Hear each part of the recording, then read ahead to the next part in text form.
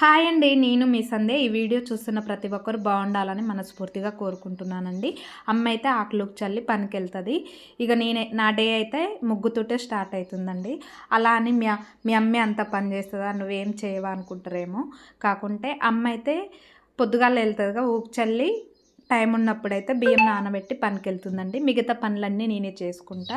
కాకుంటే ప్రతిదీ video shoot చేయలేనండి, నాకైతే టైం సరిపోదు కదా. కొన్ని క్లిప్స్ మాత్రమే వీడియో రూపంలో మీకు చూపిస్తాను. కాకుంటే ఇంట్లో పని ఇదైతే ప్రతిదీ నేనే చేసుకుంటానండి. కాకుంటే ఇంట్లో ఏం పని ఉంటుంది అనుకుంటారు కదా, చేసే వాళ్ళకే తెలుసు, అనేటోళ్ళకి ఏం తెలియదండి. ఇంతకు నా ముగ్గు ఎలా వచ్చిందో కామెంట్ చేయండి. ఇదైతే నిన్నటి వీడియో అండి. ఇక నేనైతే ప్రసాదం కింద పులిహోర చేశానండి, నిన్న మంగళవారం కదా.